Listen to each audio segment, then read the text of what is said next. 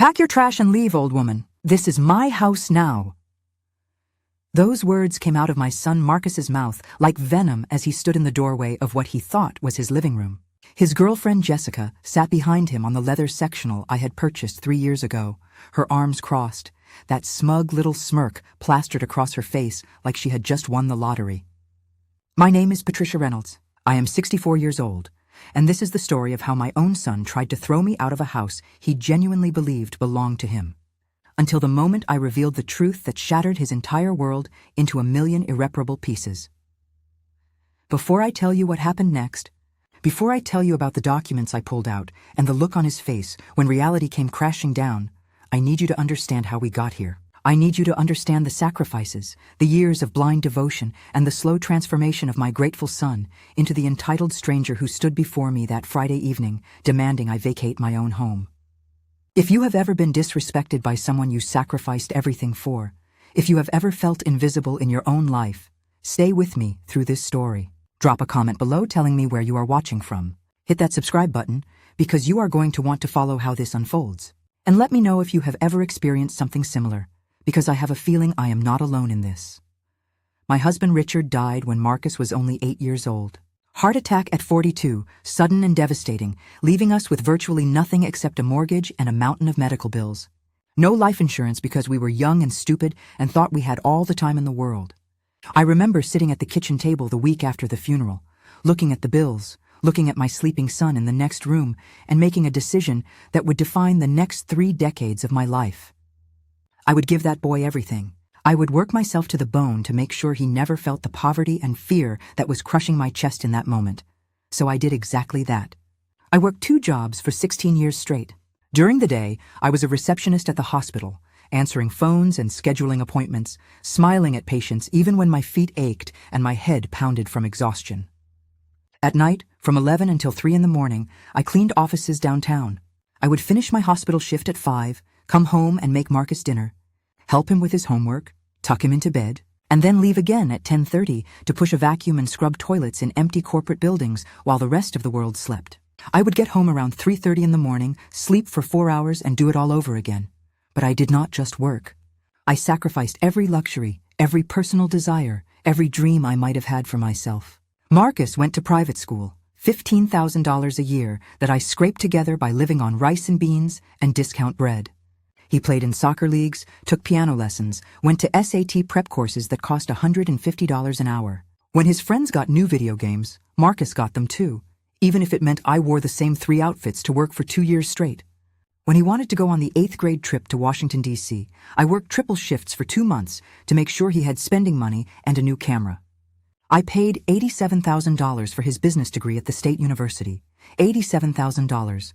And he graduated without a single dollar of student loan debt while I was still paying off credit cards I had maxed out keeping him comfortable. And for most of those years, Marcus was grateful. He called me every week during college. He brought home good grades and thanked me for my sacrifices. He told his friends I was his hero. After graduation, he got a decent job at a marketing firm making $52,000 a year, and I was so proud I cried. My baby boy, the one I had worked myself half to death for, was going to be okay. He was going to have the comfortable middle-class life his father and I had always dreamed of. He visited regularly. He took me out to dinner on my birthday. He seemed to understand, truly understand, everything I had done for him. That version of Marcus, the grateful son who appreciated his mother, that Marcus died the day he met Jessica Turner. Jessica walked into our lives 18 months ago at a family barbecue I had organized in my backyard. Marcus brought her without warning, without even mentioning he was seeing someone seriously. And I knew the moment I saw her face that this woman was going to be a problem. She was 26 years old, 3 years younger than Marcus, with perfectly highlighted blonde hair and a wardrobe that probably cost more than I made in 6 months. But it was not her appearance that set off alarm bells in my head. It was the way she looked at my home, at me, at everything I had built with 30 years of backbreaking work. Like it was all somehow beneath her standards. Within the first hour of meeting her, Jessica had criticized my outdoor furniture as outdated, made 3 separate comments about how older people just do not understand modern design aesthetics, and rolled her eyes openly when I tried to tell a story about Marcus as a child. Every time I spoke, she would glance at her phone or interrupt with some observation about her own life, her own preferences, her own opinions, that somehow always positioned my choices as wrong or embarrassing. Marcus laughed at her jokes. He nodded along when she made her little cutting remarks. He said nothing, absolutely nothing, when she told me my potato salad tasted too much like my generation made it, whatever that meant. I watched my son transform before my eyes, from someone who valued his mother into someone who seemed almost embarrassed by my existence. The changes started slowly after that barbecue. Marcus began calling less frequently. Our weekly phone conversations dwindled to every other week, then once a month, then only when he needed something. When he did visit, it was always with Jessica attached to his side, and the visits grew shorter and more uncomfortable each time. She would walk through my home touching things, moving decorative items I had carefully placed, suggesting renovations I could not afford and did not want. She had opinions about everything. My curtains were too heavy, my carpets were too dark, my kitchen appliances were ancient, the photos on my walls were positioned wrong. Nothing I did, nothing I owned, nothing about my life met her standards. And Marcus just stood there nodding like her criticism was constructive rather than cruel. 6 months ago, Marcus called me with what he described as a temporary favor. Jessica's apartment lease was ending, he explained, and she needed a place to stay for just a few weeks while she found something new. Could she possibly stay in my guest room? It would only be a month at most, he promised. They were trying to save money for their future together, he said.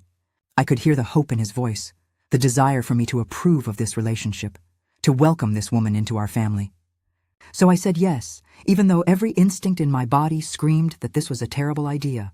I said yes because he was my son and I wanted him to be happy, even if his happiness seemed to require my discomfort. Jessica moved in on a Saturday morning with 7 suitcases, 3 boxes of shoes, and an attitude that suggested she was doing me a favor by gracing my home with her presence. The temporary stay that was supposed to last a few weeks never ended. Week 3 became week 4, then month 2, then month 3, and suddenly Jessica was a permanent fixture in my home with no discussion of her leaving and no contribution to household expenses. But it was not just her presence that disrupted my peace. It was the way she immediately began treating my home like her personal renovation project and me like an inconvenient roommate who needed to be managed. The first major incident happened in my kitchen, the heart of my home where I had cooked thousands of meals for Marcus over the years. I came home from work one Tuesday afternoon to find every single cabinet rearranged. My dishes were in different places. My spices were reorganized alphabetically instead of by frequency of use like I had maintained for decades.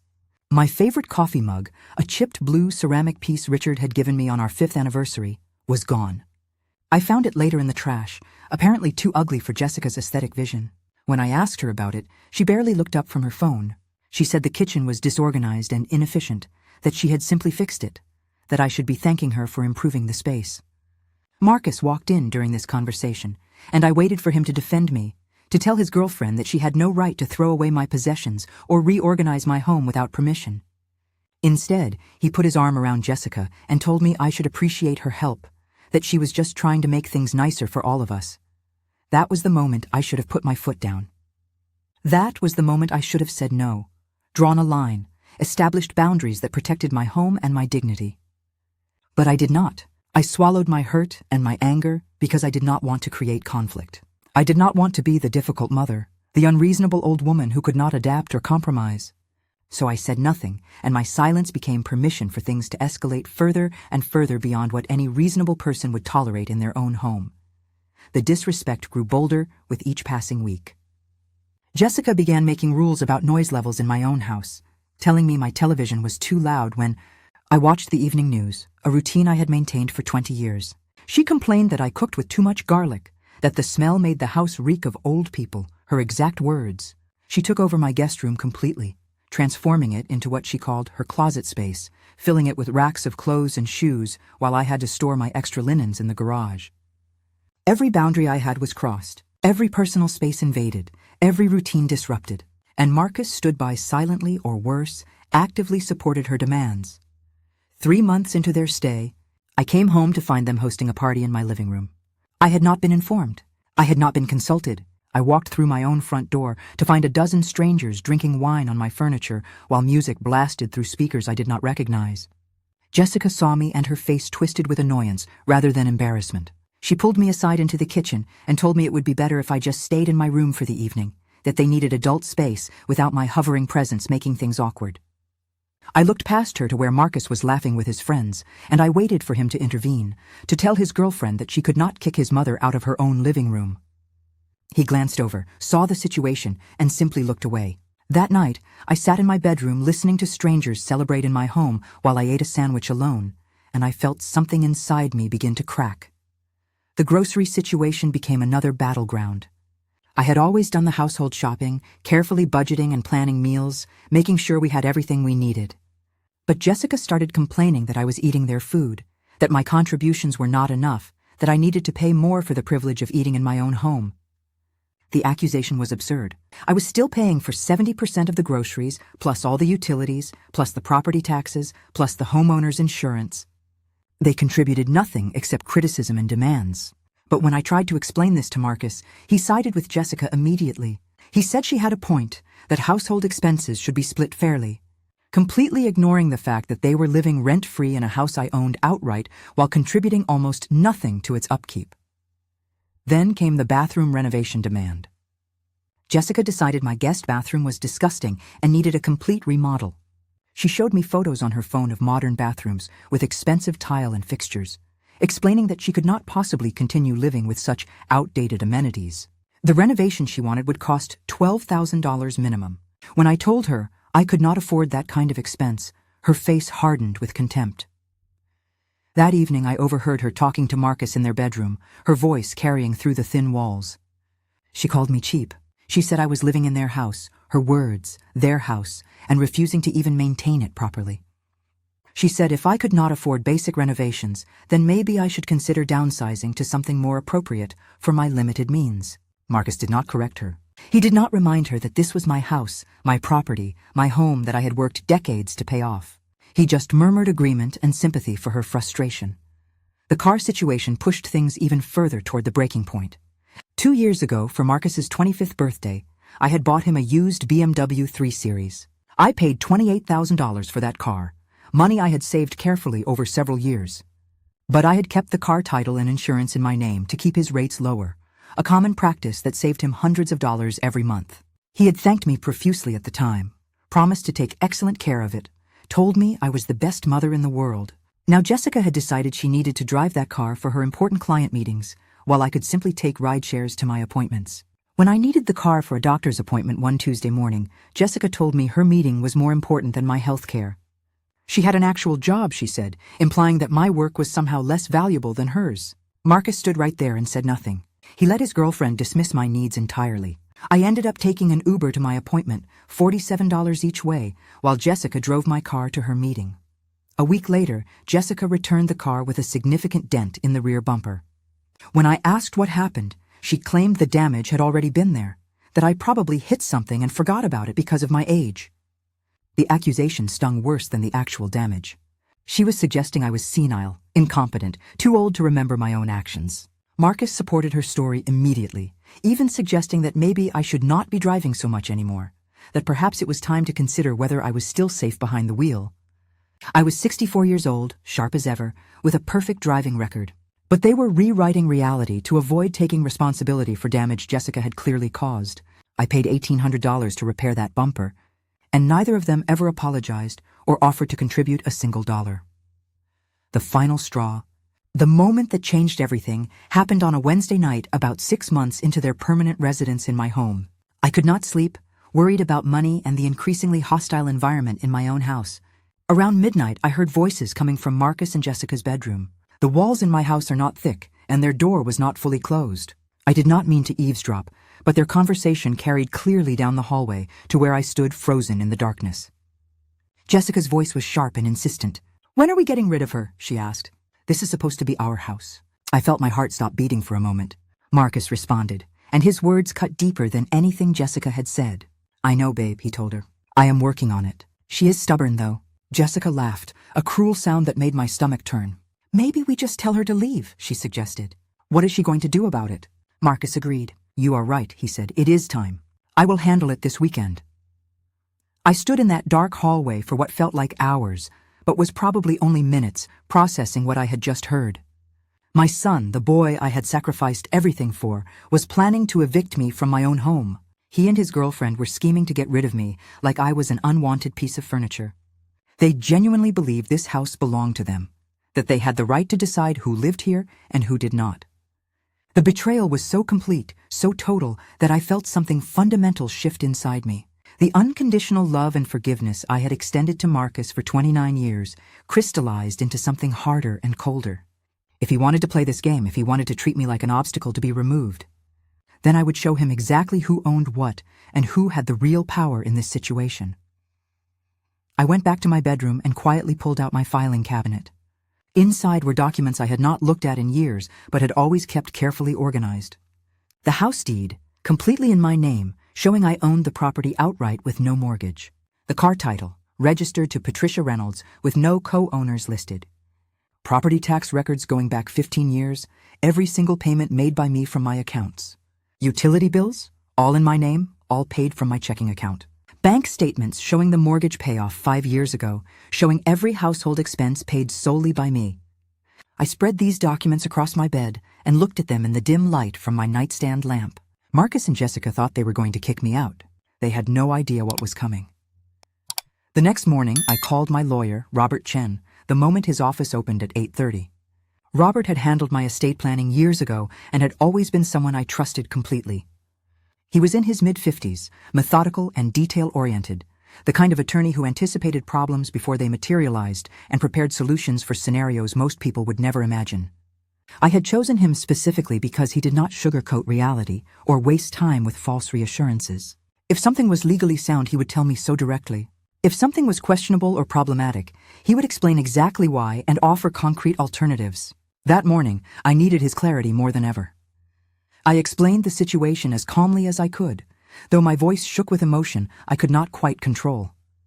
I told him about the overheard conversation between Marcus and Jessica, their casual discussion of when they would be getting rid of me, their complete certainty that this house was theirs to control.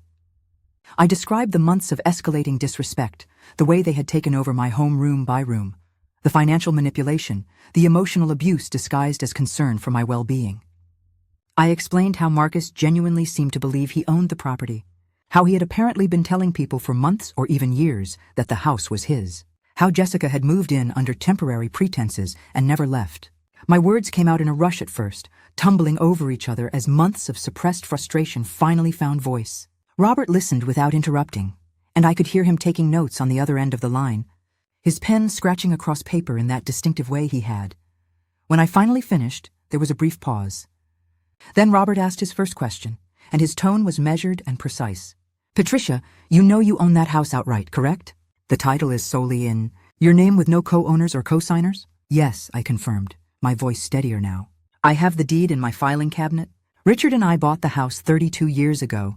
When he died, his share passed to me automatically through right of survivorship. I paid off the mortgage 5 years ago. There has never been any transfer of ownership. No quitclaim deed, no legal document changing the title in any way." "Good," Robert said, and I could hear the satisfaction in his voice. "And the car Marcus has been driving?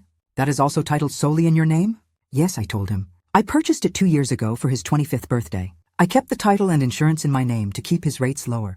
He has been the primary driver, but I am the legal owner. There has never been any transfer of title." "Excellent," Robert replied. "And regarding household expenses, utilities, property taxes, insurance, who has been paying these?" "Every single one has come from my accounts," I said. "I can provide bank statements showing all payments for the past several years. Marcus and Jessica have contributed nothing to household expenses since she moved in 6 months ago. Before that, Marcus occasionally gave me money for groceries, but even that stopped once Jessica arrived. They have been living completely rent-free with no financial responsibility whatsoever." There was another pause, longer this time, and I could almost hear Robert's mind working through the legal implications. "Patricia," he finally said, his voice taking on an edge I had not heard before, "let me make sure I understand the situation completely. Your adult son and his girlfriend have been living in your house rent-free for 6 months. They have contributed nothing to expenses. They have been treating you with increasing disrespect and hostility. You overheard them planning to force you out of your own home. And they genuinely believe, incorrectly, that Marcus has ownership rights to the property. Is that an accurate summary?" "That is exactly right," I confirmed. "Marcus has been telling people the house is his. I do not know if he is lying deliberately or if he has somehow convinced himself it is true. But when I heard them talking, when Jessica asked when they would get rid of me and Marcus said he was working on it, I realized they have been planning this. They think they can just tell me to leave, and I will have no choice but to comply. Robert was quiet for another moment, and when he spoke again, his voice had changed. There was a hardness there, a controlled anger on my behalf that made me feel seen and validated in a way I had not felt in months. Patricia, what they are planning is not just morally reprehensible, it is legally actionable. If they attempted to force you out of your own home, that could potentially constitute elder abuse, illegal eviction, and depending on how they went about it, possibly even extortion or coercion. But more immediately, you have every legal right to remove them from your property. The question is not whether you can do this, but how you want to do it. How do you mean? I asked, gripping the phone tighter. Well, Robert explained, we have several options. Option 1 is straightforward legal eviction. I file the paperwork, serve them notice, give them the required 30 days, and if they do not leave voluntarily, we go to court and get a formal eviction order enforced by the sheriff. This is by the book, completely legal, and leaves a clear paper trail. Option 2 is more immediate, but potentially more confrontational. You inform them directly that they need to leave, you change the locks, and you make it clear that they have no legal claim to the property. This can be done with police presence to keep the peace. The advantage is speed and directness. The disadvantage is potential for conflict and drama. I considered both options carefully. The idea of a formal eviction process appealed to my desire for everything to be legal and documented. But 30 days of living with Marcus and Jessica after they discovered I was forcing them out sounded unbearable. They would make those 30 days as miserable as possible, I was certain. They would escalate their behavior, retaliate in ways I could not predict, make my life a living hell while they were forced to remain in my home. The second option was more immediate but also more dramatic, requiring a direct confrontation that terrified and thrilled me in equal measure. Before I could decide, Robert asked another question. Do you want to evict them, Patricia, or do you want to teach them a lesson they will never forget? The question hung in the air between us, loaded with implications. Teach them a lesson, I repeated slowly. What exactly do you mean? What I mean, Robert said, and I could hear the slight smile in his voice now, is that we could handle this in a way that makes them fully understand what they have lost and why. We could let them think they have won. Let them believe you are actually leaving, that their plan worked. And then, at the moment when they are most confident, most certain that they have successfully taken over your house, we reveal the truth. We show them the documents. We bring in the police and a locksmith. We make it absolutely clear, undeniably obvious, that they never had any claim to your property. That kind of lesson tends to stick with people in a way that a simple eviction notice does not. I felt something shift inside me as Robert spoke. This was not just about removing them from my home. This was about showing Marcus the consequences of his entitlement, of his assumptions, of his complete disregard for my rights and feelings. This was about making sure he understood exactly what he had tried to do and exactly why it was wrong. This was about justice, not just resolution. Option 2, I said firmly. Definitely option 2. I want them to understand what they tried to do.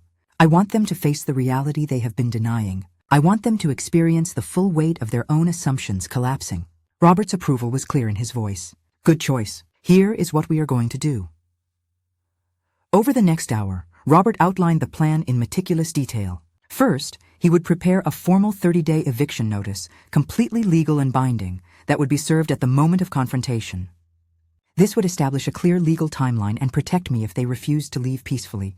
Second, he would compile a comprehensive documentation package proving my ownership of the house, the car, and showing my payment of all household expenses. This would include the property deed, vehicle title, property tax records, utility bills, bank statements, everything necessary to establish beyond any doubt that I was the sole owner and financial supporter of the household. Third, he would draft a letter to be sent to Marcus's bank regarding the fraudulent loan I suspected he might have taken out using my address. Fourth, he would prepare a statement for me to read if needed, outlining my legal rights and their lack of any claim to the property. But the key to the plan, Robert emphasized, was performance. I needed to make Marcus and Jessica believe that I was actually leaving, that their scheme had worked, that I was defeated and compliant. This meant packing bags, making phone calls about apartments within their hearing, acting sad and resigned, playing the role of the displaced mother with nowhere to go. Only by letting them fully commit to their fantasy of ownership would the revelation hit with maximum impact. They need to celebrate your departure, Robert explained. They need to start making plans, inviting people over, talking about their house and their future. The more invested they become in the lie, the harder the truth will hit when it arrives. Can you do that, Patricia? Can you act defeated for a few days while we prepare everything? I thought about it carefully. Acting had never been my strength. I was straightforward by nature, direct, honest to a fault. The idea of pretending to be crushed when I was actually planning my counterattack felt foreign and uncomfortable. But I also remembered Jessica's smirk as Marcus told me to pack my trash and leave. I remembered the sound of them celebrating through the walls. I remembered months of condescension and disrespect and invasion of my space. Yes, I told Robert with growing certainty. I can do it. I can absolutely do it. Good, he replied. Then let's get started. I need you to do something for me right away. Go through your filing cabinet and gather every document that proves ownership and payment. Property deed, vehicle title, tax records, utility bills, bank statements, mortgage payoff documentation, everything. Make copies of everything, keep the originals locked away somewhere they cannot access, and bring the copies to my office this afternoon. We will organize them into a presentation package that makes the situation absolutely undeniable. After I hung up with Robert, I sat at my kitchen table for several minutes, processing what I had just agreed to. I was going to deceive my own son. I was going to pretend to leave my home while actually planning to reclaim it dramatically. I was going to let him and Jessica celebrate what they thought was their victory, only to destroy that celebration with the truth. Part of me felt guilty for the deception, for the manipulation inherent in the plan. That was the part of me that had spent 29 years putting Marcus first, that had been conditioned to prioritize his feelings over my own needs. But a stronger part of me, a part that had been growing steadily over the past 6 months, felt nothing but determination. They had deceived me first. They had manipulated me for months, taking advantage of my generosity while planning to discard me. They had assumed I was too old, too weak, too defeated to fight back. It was time to show them exactly how wrong those assumptions were. I went to my bedroom and pulled out my filing cabinet, the same sturdy metal cabinet I had owned for 30 years, the one where I kept all my important documents organized in labeled folders. Property deed in the real estate folder, vehicle title in the automotive folder, tax records filed by year in the financial folder, utility bills sorted by type and date, bank statements going back a decade. I had always been meticulous about record keeping, a habit formed during the lean years after Richard died when every dollar had to be tracked and accounted for. Now that meticulousness was about to save me. I spread the documents across my bed, creating stacks of evidence that would prove beyond any doubt exactly who owned what and who had been paying for what. The property deed was particularly satisfying to read. The language was clear and unambiguous. Patricia Ann Reynolds, sole owner, fee simple absolute. No mention of Marcus anywhere on the document. No co-owners, no co-signers, no joint tenancy. Just my name, my ownership, my property. I had purchased this house with Richard 32 years ago when Marcus was not even born yet. We had scraped together the down payment by working extra shifts and living on nothing. We had chosen this neighborhood carefully, researching schools and safety ratings and property values. This house represented decades of our labor, our dreams, our commitment to building something stable for our family. And Marcus thought he could just take it because he had been living here and wanted it to be his. The audacity was breathtaking. The vehicle title was equally clear. Patricia Ann Reynolds, registered owner. I had paid $28,000 for that BMW, money I had saved over 3 years specifically for Marcus's 25th birthday. I remembered the look on his face when I gave him the keys, the genuine joy and gratitude that seemed so foreign now compared to his recent behavior. I had kept the title in my name not out of any desire to control him, but because insurance companies charged young male drivers exorbitant rates. By keeping it registered to me, his monthly insurance cost was $300 lower than it would have been in his name. I had been doing him a favor, saving him money, helping him build his adult life. And he had repaid that favor by assuming the car was his and getting angry when I suggested I might need to use my own vehicle. The property tax records were damning in their consistency. Every year for 15 years, the same name on the payment. Patricia Ann Reynolds. Account number ending in 4782, my checking account. The total amount I had paid over those 15 years was staggering when I added it up. Over $42,000 in property taxes alone. Marcus had never contributed a single dollar to those payments. He had lived in this house rent-free his entire adult life, benefiting from the roof over his head and the increasing property value, while I shouldered the entire financial burden. The utility bills told a similar story. Electric company, Patricia Reynolds, account 4782. Water department, Patricia Reynolds, account 4782. Gas company, Patricia Reynolds, account 4782. Internet provider, Patricia Reynolds, account 4782. Trash collection, Patricia Reynolds, account 4782. Every single household service paid from my account, month after month, year after year. I made careful copies of everything. using the small printer in my home office, watching as page after page emerged with my name, my accounts, my payments. This was not just evidence. This was my life documented in black and white. Every electric bill represented my work at the hospital and the night cleaning job. Every property tax payment represented hours of my labor converted into money to keep a roof over our heads. Every utility payment represented my commitment to maintaining a stable home for my son. And he had looked at all of this, all of my sacrifice and work and investment, and somehow concluded that it was his by right, that my ownership was just a temporary technicality before everything transferred to him. That afternoon, I drove to Robert's office with my folder of copied documents.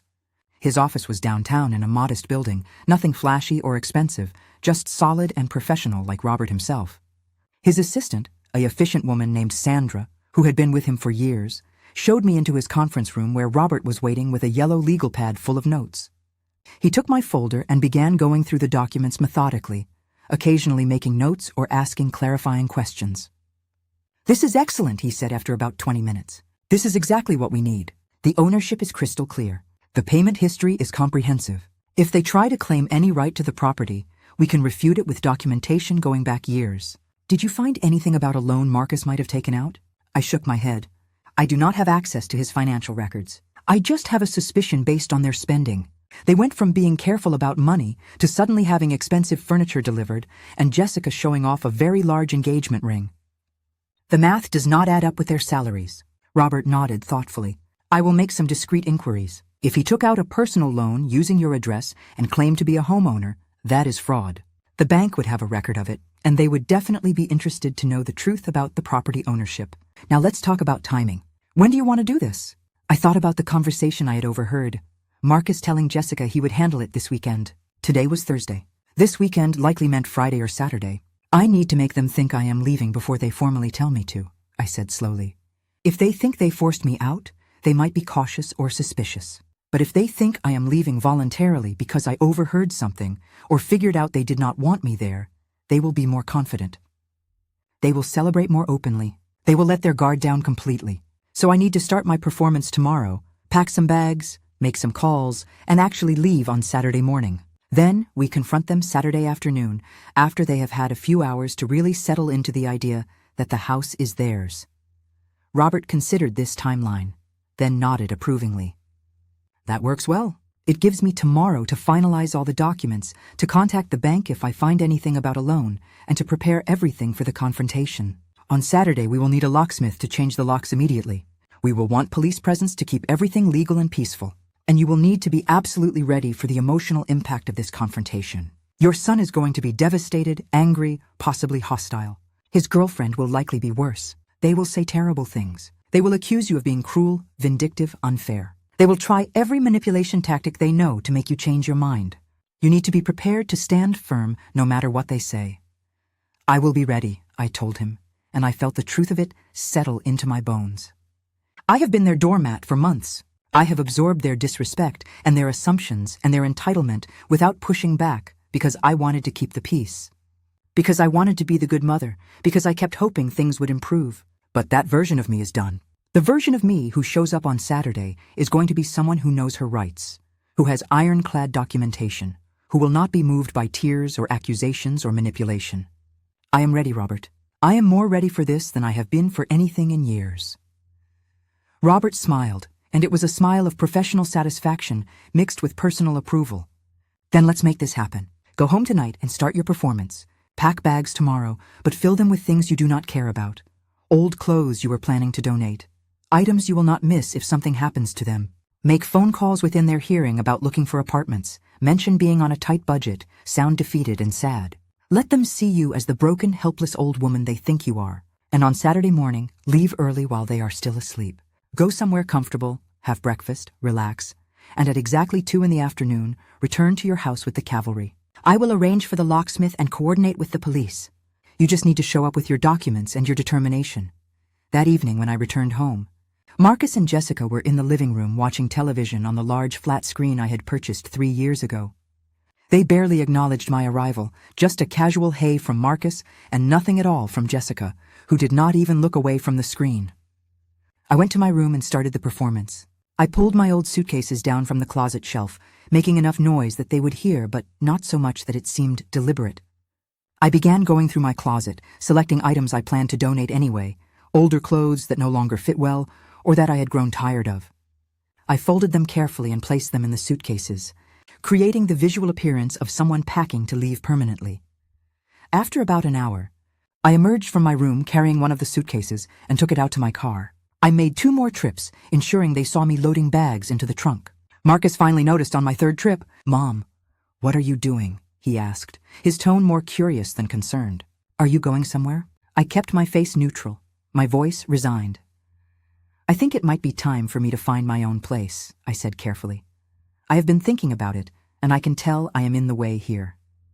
You and Jessica need your space to build your life together. It is not fair for me to be taking up room in your home." I watched his face as I said your home, and I saw the flicker of satisfaction he tried to hide. "Oh," he said, trying to sound sympathetic but failing to conceal his relief. "Are you sure, Mom?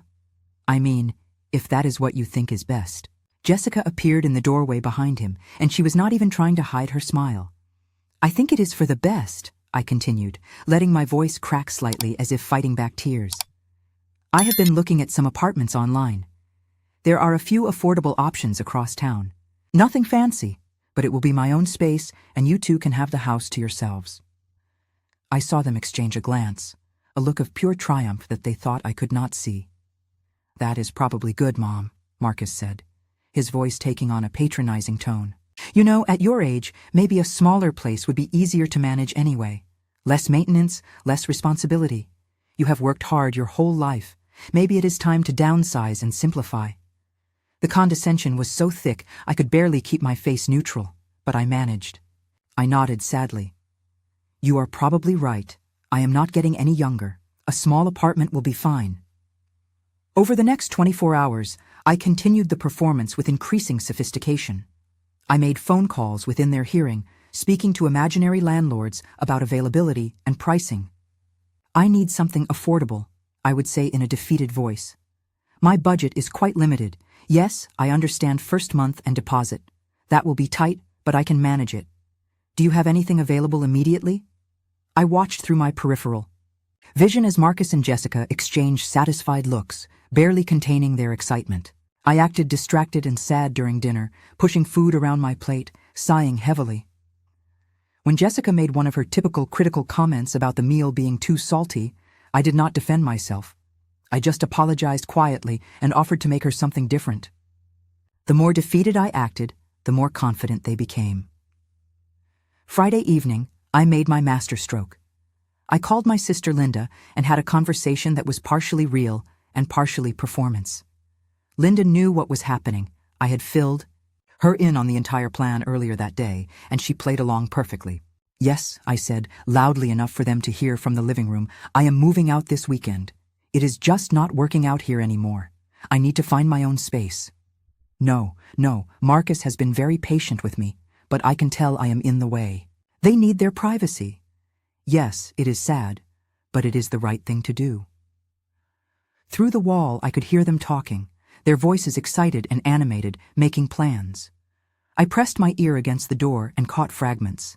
Finally, Jessica was saying, "Thank God. We can start actually living." Marcus said something about calling some friends to help them rearrange furniture this weekend, about having people over to celebrate. My performance was working perfectly. Saturday morning, I woke at 6, my stomach churning with nervous anticipation. I loaded my suitcases into the BMW, making sure Marcus and Jessica heard me if they were awake, though their bedroom door remained closed. I left a note on the kitchen table, brief and non-specific. "Gone to look at apartments. Will be in touch about my remaining belongings. Take care, Patricia." Then I drove away from my house, watching it disappear in the rearview mirror and wondering if Marcus was watching from a window, celebrating his perceived victory. I went to a diner across town and ordered breakfast, but I could barely eat. My mind was racing through the plan, anticipating everything that could go wrong, preparing myself emotionally for the confrontation ahead. At 9 in the morning, my phone started buzzing with messages. First from Margaret, my neighbor. "Patricia, I just saw Marcus and Jessica loading bags out of their car with big smiles on their faces. They waved at me and Marcus said something about finally having the house to themselves. Are you okay? What is happening? I texted back quickly. Everything is fine. I am executing a plan. I will explain later. Trust me on this. Then came messages from other neighbors who had apparently noticed the activity. Mrs. Reynolds, is everything all right? I saw you leave early with suitcases. Are you moving?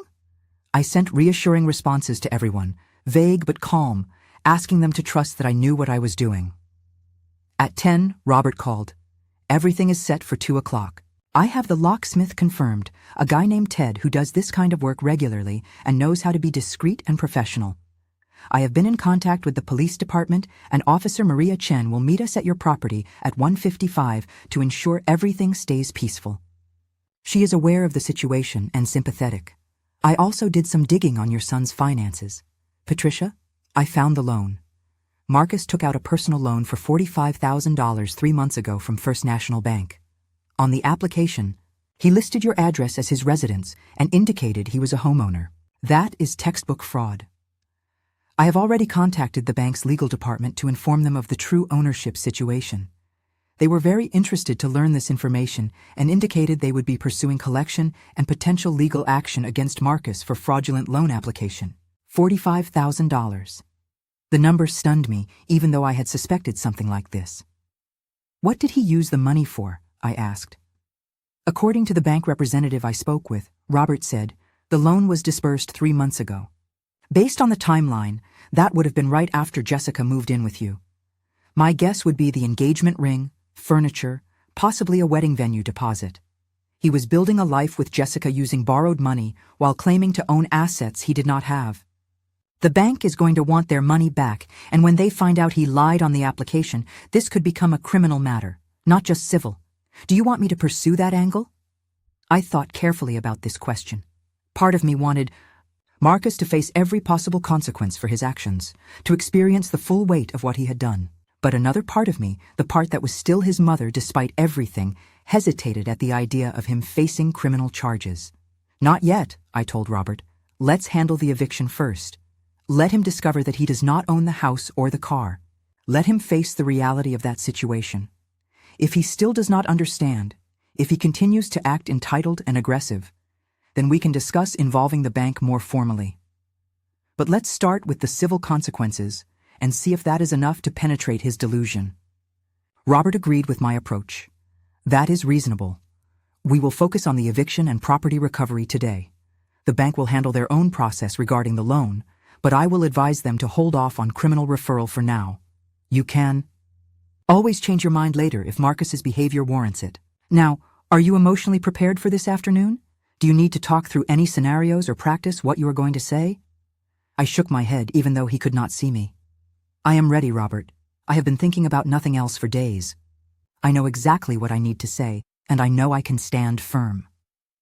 Marcus and Jessica have been so confident, so certain that they have won, that the truth is going to hit them like a freight train. I am ready to deliver that truth. The hours between 10 and 2 crawled by with excruciating slowness.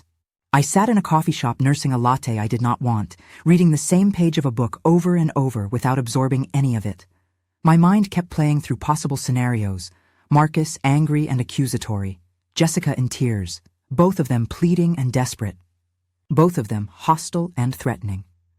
I rehearsed my responses, keeping my voice calm and firm in my imagination, refusing to be moved by emotion or manipulation. At 1:30, I got in my car and began driving toward my house, my hands gripping the steering wheel so tightly my knuckles turned white. At 1:45, I pulled onto my street and parked a few houses down, waiting for the locksmith and police to arrive. The locksmith's van appeared first, white with blue lettering, Ted's lock and key service.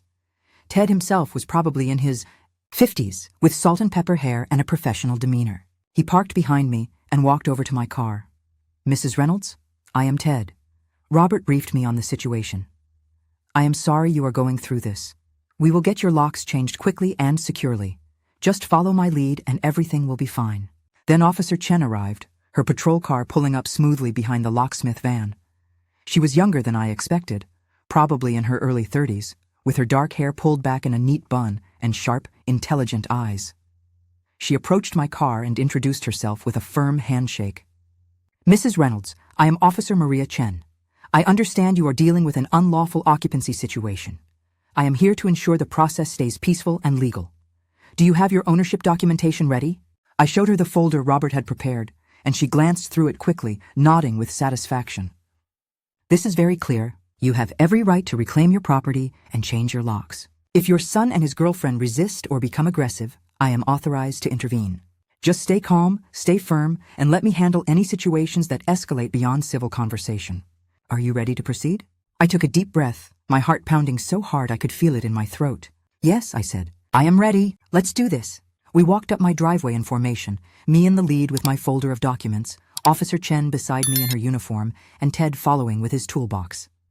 The sight of us must have been striking, official and purposeful, and undeniably serious. I could see movement inside the house as we approached. Through the front window, I saw Jessica jump up from the couch where she had been sitting, her face registering shock as she took in the police presence. Within seconds, Marcus appeared behind her and the front door flew open. He came practically running down the front walkway, his expression a mixture of confusion and rising panic. "Mom, what are you doing here?" he demanded, his voice already taking on that defensive tone I knew so well. "And why are the cops here? Why is there a locksmith? I thought you found an apartment. You left. We saw you pack. We watched you drive away." His words confirmed exactly what I had hoped. They had seen my departure as final. They had begun claiming the house as theirs the moment I was gone.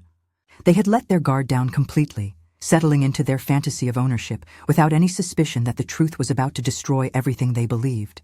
"I am here to take back my house," I said simply, my voice calm and steady despite the adrenaline coursing through my veins. Jessica pushed past Marcus and came down the walkway, her heels clicking aggressively on the concrete, her face twisted with confusion and anger.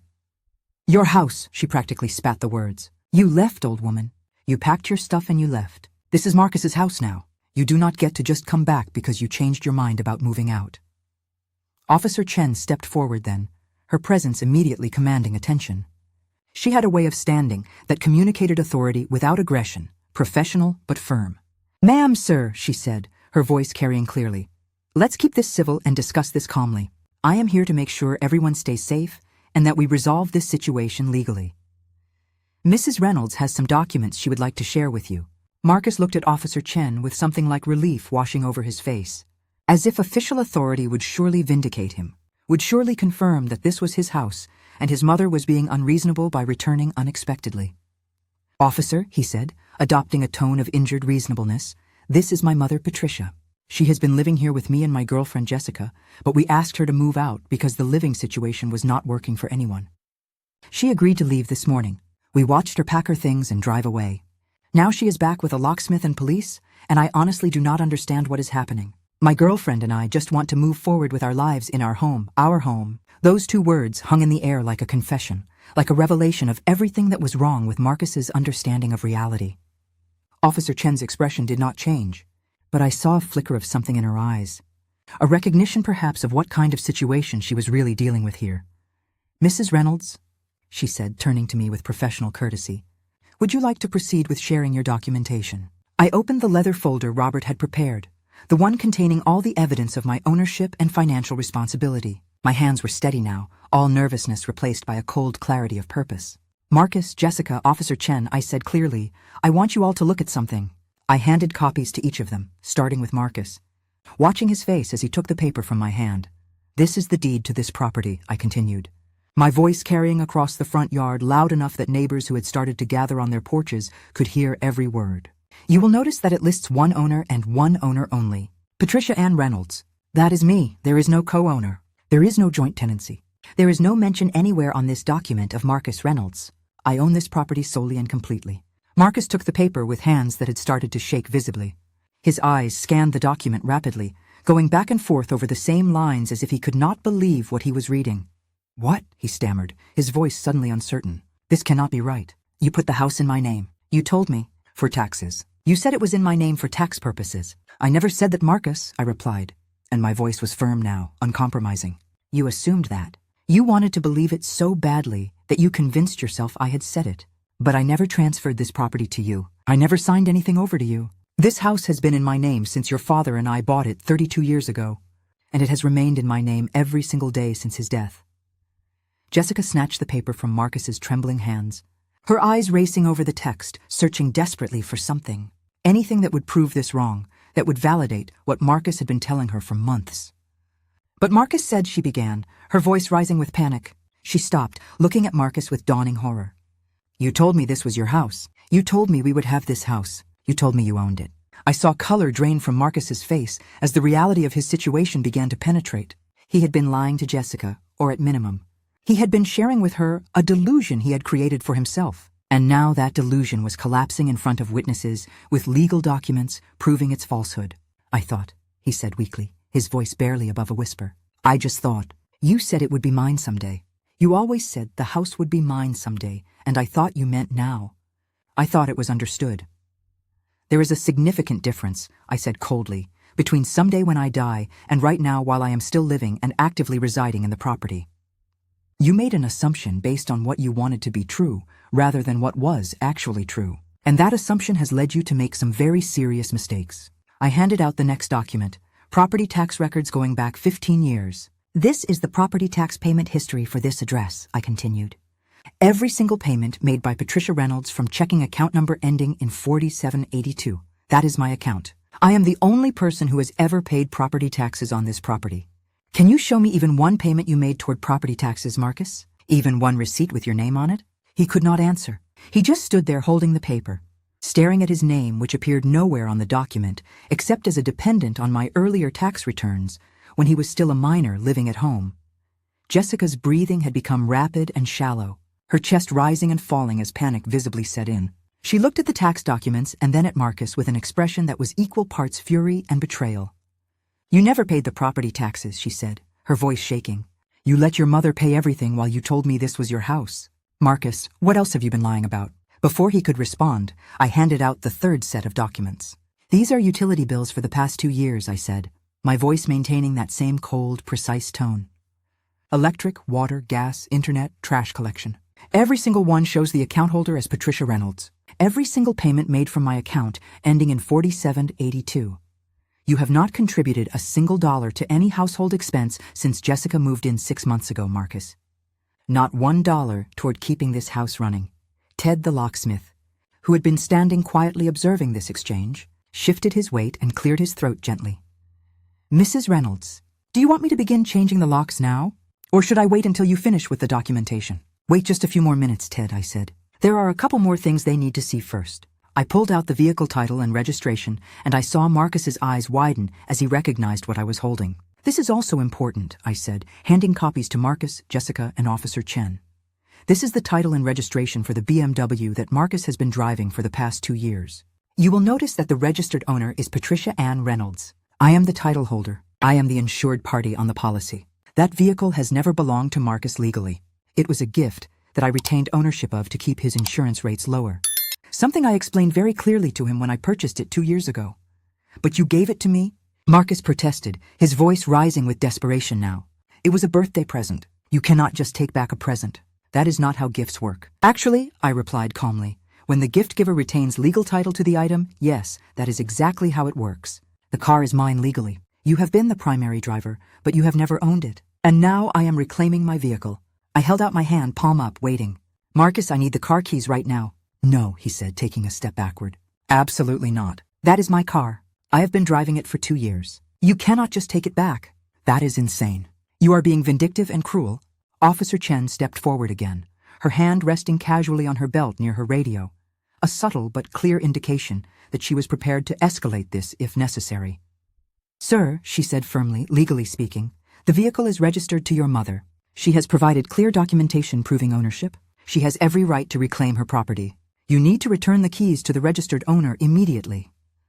But how am I supposed to get to work? Marcus shouted, his voice cracking with panic and rage. How are we supposed to get around?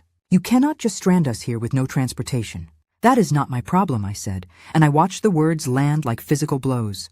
You had no concern for where I would go or how I would manage when you told me to pack my trash and leave my own house.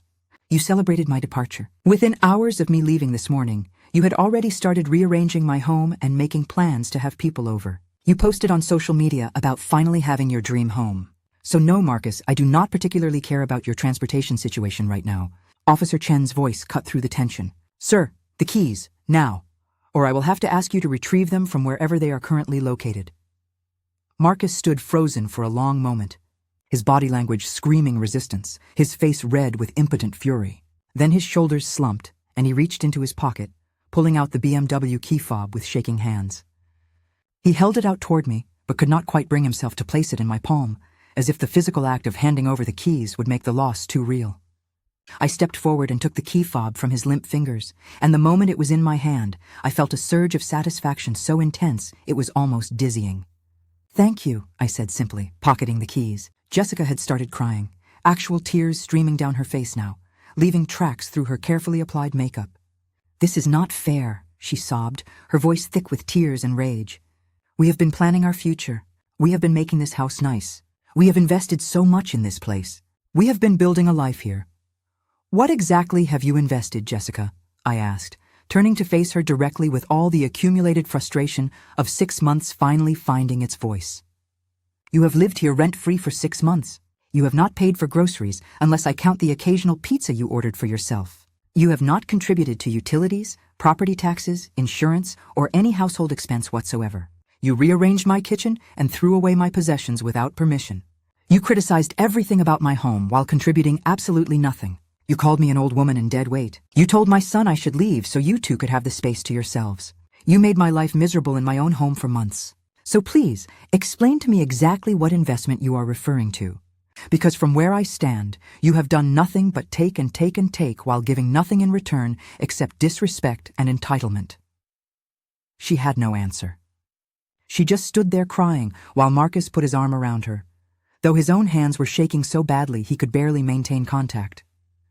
I pulled out the next document and I watched Marcus's face go from red to white in an instant.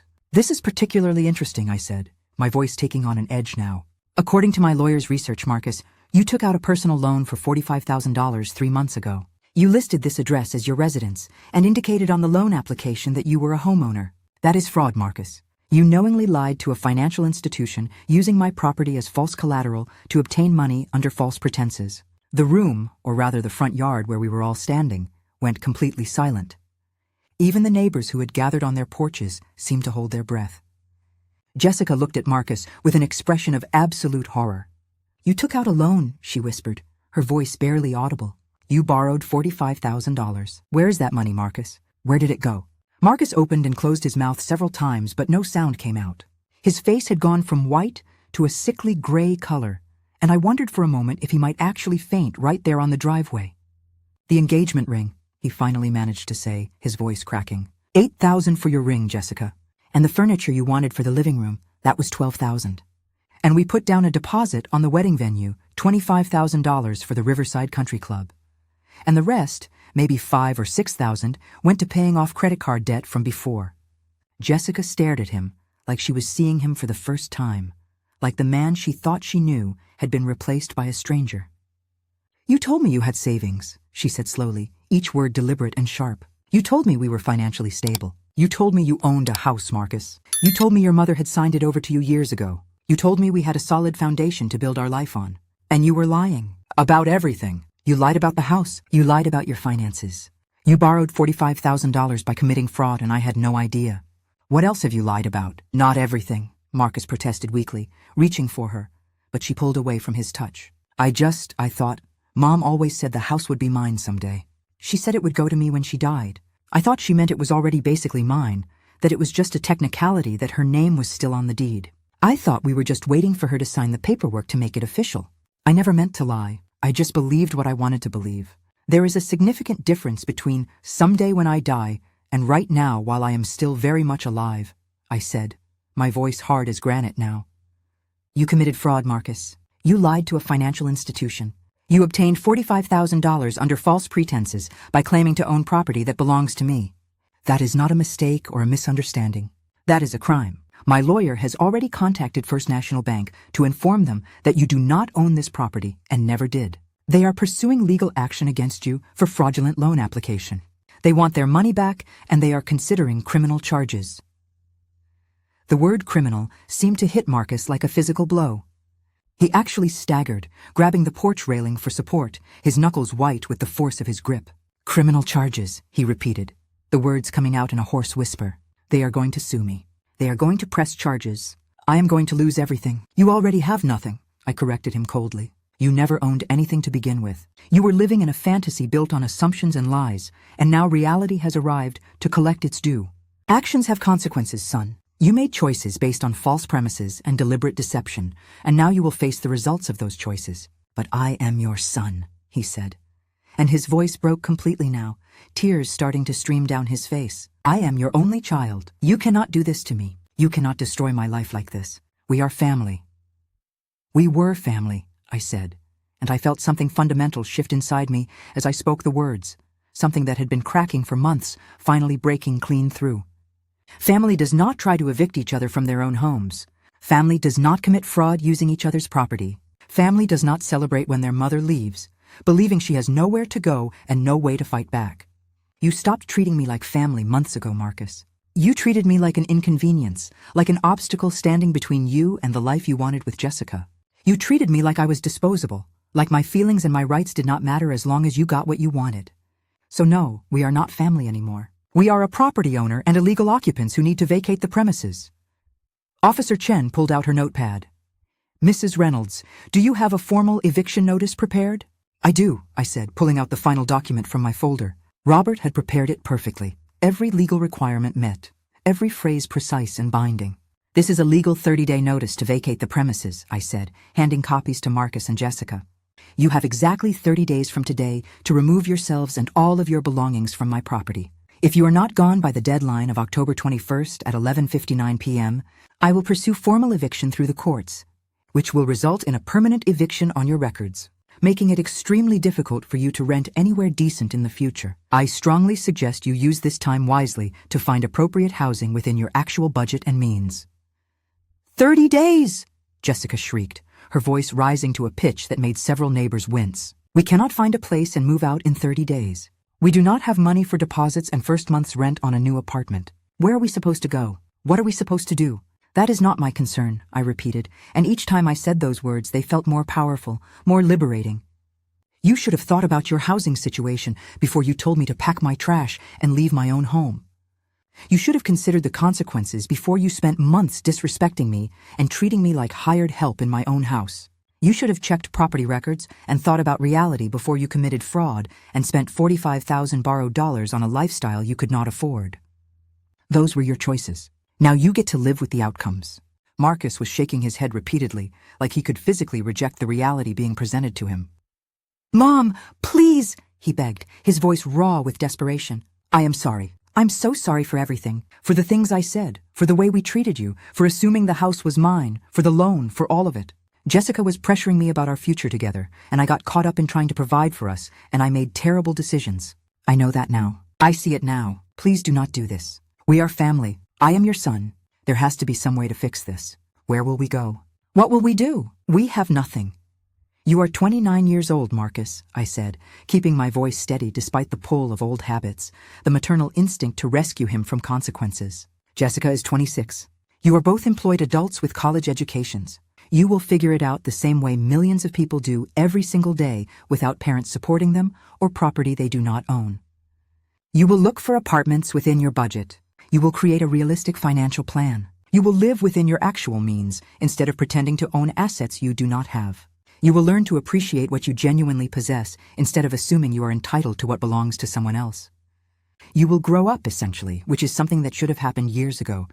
But I am your son, he repeated, as if saying it enough times would change the situation, would flip some switch in me that would make me forget months of mistreatment and fraud. I am your only child. You cannot just abandon me like this. Where will we go? What will we do? How are we supposed to start over with nothing? You are experiencing consequences, not abandonment, I corrected him. There is a significant difference, though I understand you may not recognize it since you have spent most of your adult life being shielded from the natural results of your choices. I gave you every advantage, Marcus. I worked 2 jobs for 16 years so you could have opportunities. I paid $87,000 for your education so you would graduate debt-free. I bought you a car. I let you live rent-free in my home. I supported you financially and emotionally at every turn. And you repaid all of that by trying to steal my house, by committing fraud, and by treating me with such profound disrespect that you actually told me to pack my trash and leave my own property. So no, I will not be rescuing you from this situation. You created it. You can solve it. Jessica turned on Marcus then, her grief transforming into rage before my eyes. This is your fault, she spat at him, jabbing her finger into his chest with each word. You told me this was your house. You told me we had a future here. You promised me we would be fine. You said your mother was getting old and would probably move to a retirement place soon anyway. You said all we had to do was encourage her a little, and she would leave on her own, and this place would be ours. Now we have nothing. No home, no car, $45,000 in debt, and legal problems. You have ruined everything, Marcus. You have ruined my life. Our relationship, our future, everything. I did not ruin anything, Marcus shot back, his voice rising with a mixture of panic and defensiveness. My mother is doing this. She is the one being unreasonable and vindictive. She is the one tearing this family apart over paperwork and technicalities. She could choose to help us. She could choose to be understanding. She is choosing to be cruel instead. No, Marcus, I said, and my voice cut through their argument like a blade. You tore this family apart when you told me to pack my trash and leave. You destroyed our relationship when you celebrated my departure within hours of me leaving, when you started removing my photographs from the walls and planning renovations to erase every trace of me. You ruined your own future when you committed fraud and lied to everyone, including yourself, about what you owned and what you were entitled to. I am simply refusing to be a victim of your entitlement anymore. I am simply insisting that you face reality and take responsibility for your choices for once in your adult life. Ted the locksmith cleared his throat again. Mrs. Reynolds, I really should start changing those locks. It is going to take me about an hour to do all the exterior doors properly, and we are losing daylight. Yes, Ted, please proceed, I said, feeling a fierce satisfaction as I spoke the words. Change every lock on every door. I want this property secured, so there is absolutely no question about access. Marcus and Jessica can collect their personal belongings under supervision, but I want new locks immediately. Ted nodded and headed toward the front door with his toolbox. Marcus watched him go with an expression of complete devastation, like he was watching his entire life disappear through a door he would never be able to open again.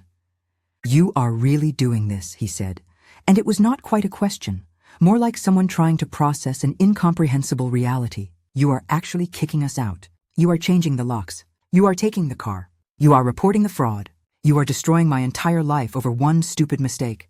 One mistake, I repeated, letting the words hang in the air.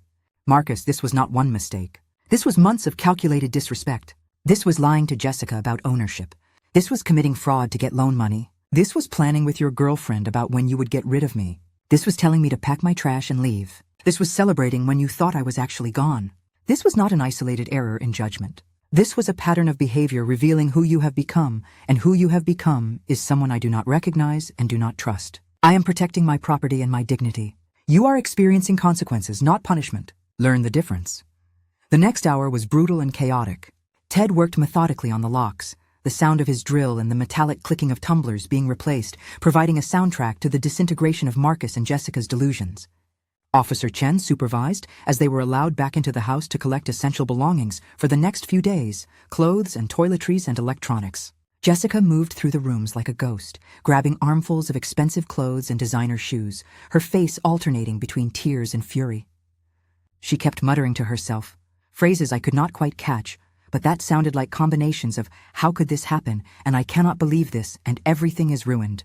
Marcus packed a duffel bag with mechanical movements, his face completely blank now, shock settling in as the full reality of the situation penetrated his defenses.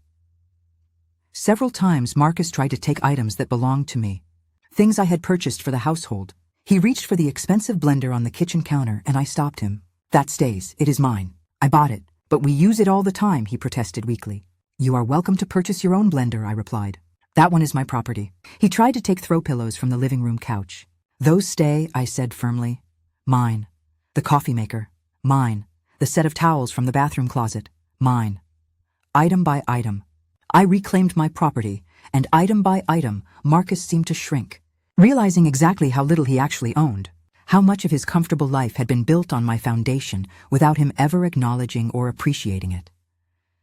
Jessica tried to take a set of dishes from the kitchen cabinet. I know these are yours, she said defiantly, her voice thick with emotion, But we need something to eat off of. You cannot expect us to starve. I bought those dishes 15 years ago, I replied calmly. You can purchase paper plates at any grocery store for a few dollars. Or you can buy your own dish set. But my dishes stay in my house. She slammed the cabinet door so hard the glasses inside rattled. You are being petty and vindictive, she hissed. This is cruel. This is how you treat your own family? We are not family, Jessica, I said coldly. We never were. You moved into my house temporarily and never left, spent 6 months disrespecting me and my home, and conspired with my son to evict me from my own property. You are not family. You are someone I tolerated for too long, and now you are someone who needs to leave. Marcus had been on his phone, presumably calling friends for help and transportation. Most calls went to voicemail. The few that were answered were brief and uncomfortable. I could tell from his side of the conversation. Hey man, I know this is last minute, but I need a huge favor. Can you come pick me up? There has been a situation with my mom and Jessica and I, and we need somewhere to stay for a few days while we figure things out. The responses were clearly not what he wanted to hear. His face grew more desperate with each call. Finally, someone agreed to come, one of his college friends apparently, and Marcus gave him the address and hung up looking defeated. They will be here in 20 minutes, he muttered to Jessica, who nodded numbly. While they waited, the weight of silence pressed down on all of us. Marcus kept looking at me like he was waiting for me to change my mind, to say this was all just a lesson and, of course, they could stay, that I just wanted them to understand how serious the situation was. But I said nothing.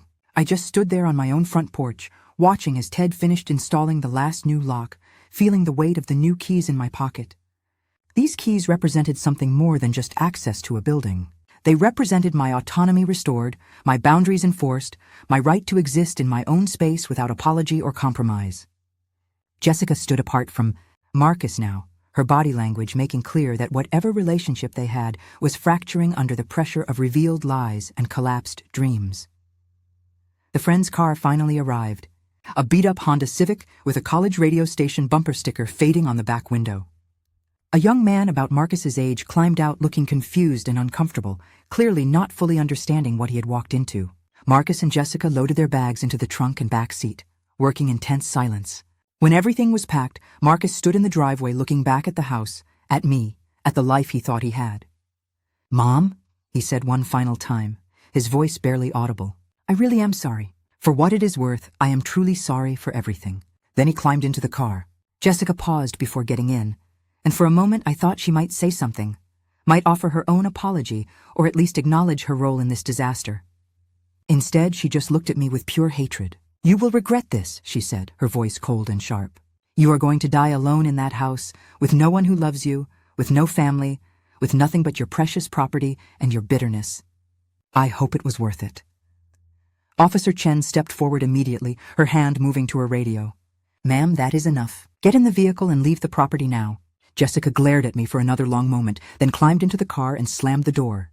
The Honda pulled away slowly, and I watched it turn the corner and disappear from view, carrying Marcus and Jessica away from my house, away from their delusions, away from the fantasy life they had constructed on foundations of assumption and lies. Officer Chen approached me, her expression kind beneath its professional mask. "Are you okay, Mrs. Reynolds?" That was intense and emotionally difficult.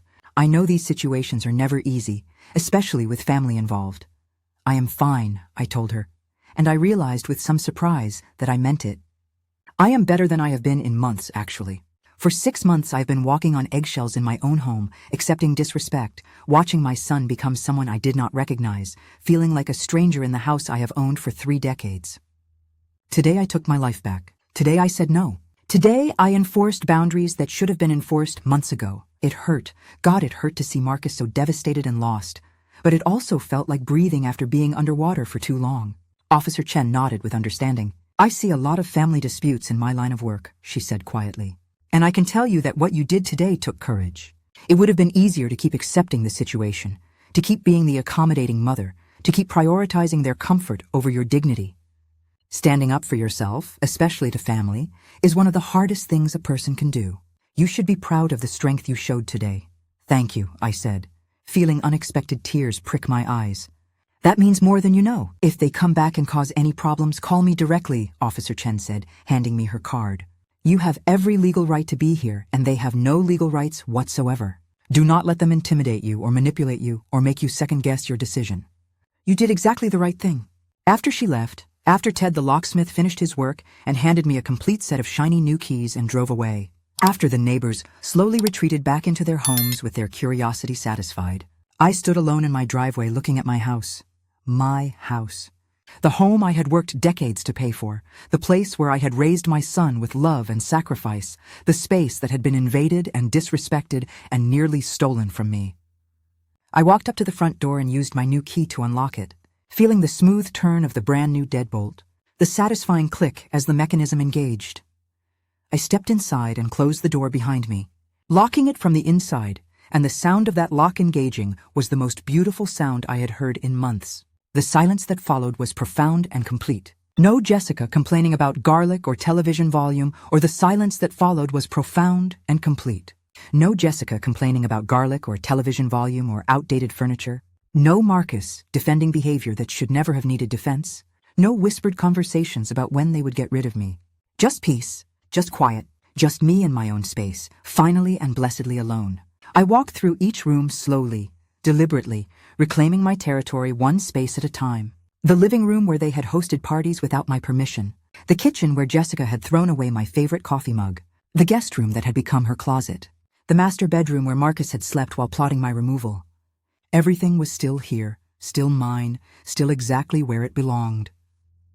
I sat down on my leather sectional, the couch I had purchased 3 years ago with money from my own savings, and I let myself feel the full weight of what had just happened. My son, my only child, the boy I had sacrificed everything for, had tried to steal my home. He had believed so completely in his own entitlement that he had committed fraud, lied to his girlfriend, lied to his friends, lied to himself. And when confronted with irrefutable truth, his first instinct was not genuine remorse, but blame. Blame me for his consequences. Blame me for refusing to continue enabling his delusions. The grief hit me then, a deep ache in my chest for the relationship that had died long before today. I cried for the Marcus I had raised, the grateful son who had once thanked me for my sacrifices.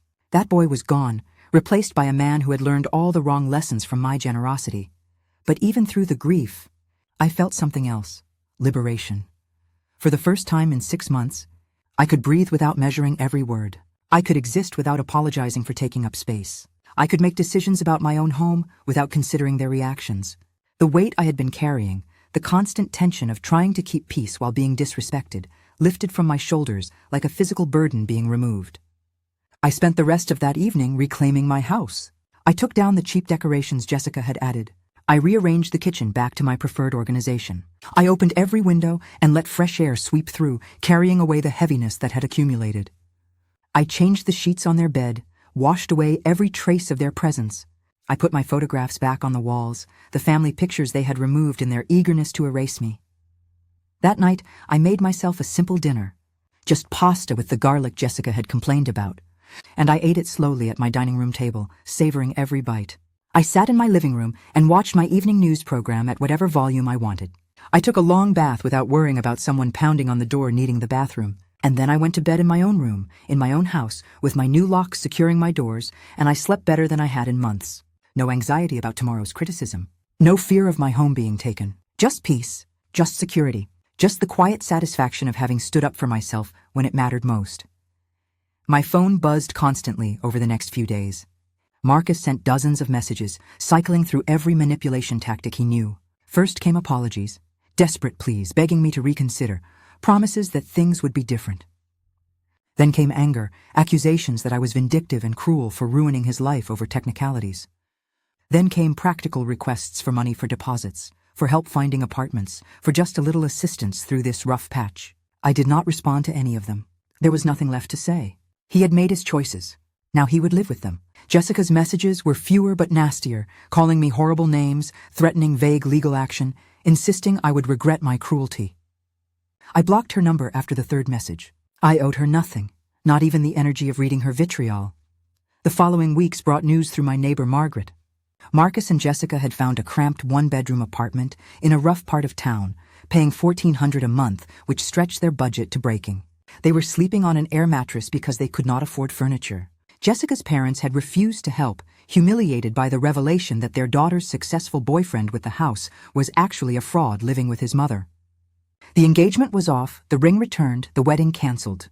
Within a month, Jessica had moved out of the apartment and back with her parents, unable to handle the reality of Marcus's actual financial situation.